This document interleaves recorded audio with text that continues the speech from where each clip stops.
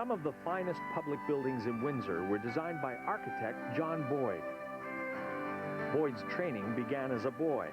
In those days, he graduated from grade 8 about 1890 in Hamilton, and they apprenticed. There was no such thing as going to university to become an architect. You apprentice with a certified architect, and after 10 years, if you were good and paid attention and followed him around and did his bidding, then you were able to become a certified architect yourself, and that's what he did.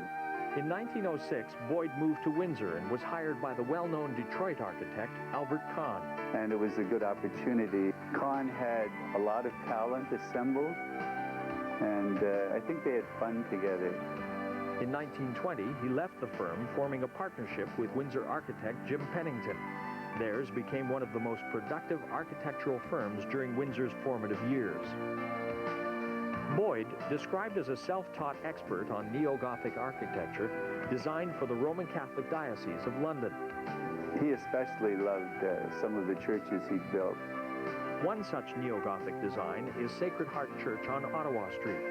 This richly ornamental brick and stone structure was built in 1927. It's known for its magnificent arched entranceway topped by a rosette window.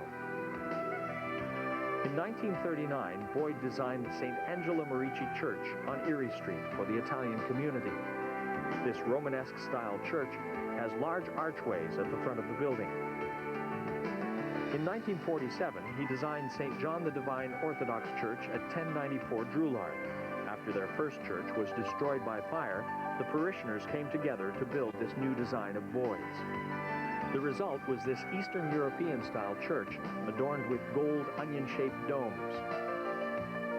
The same year, Boyde designed another church for the Russian Orthodox community, just 4 blocks south on Drouillard. I think they brought in a postcard of some church back home, and they said, "Can you make something look like this?" And, yeah, he did.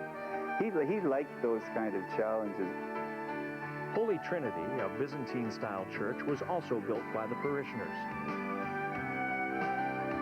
The beautiful interior is unique to this area, but true to the Russian Orthodox tradition. There are no pews, and the services are in ancient Slavonic. John Boyde also designed schools in Windsor, Walkerville Collegiate in 1922, and St. Genevieve School in 1929. St. Genevieve was converted in 2001 into condominiums, and the owners received a Built Heritage Award for this excellent example of the adaptive reuse of a heritage building. As an architect, Boyde was versatile. The Pasco building on Willette Avenue and Maiden Lane is a unique Art Deco design in limestone and black glass decorative inlay. Built in 1931 for Pasco's clothiers, it was described as one of the finest newer buildings in downtown Windsor. The clothing shop was on the 2nd floor, and a confectionery and tea room occupied the ground level. My father was not only skilled as an architect, he was really skilled in human relations, which an architect has to be because you want to keep the owner happy, and not always an easy task. And you still have to make the thing so it won't fall down. And I think he was a good combination of those skills. I think what partly made him quite successful. One of Boyde's designs has deep personal meaning.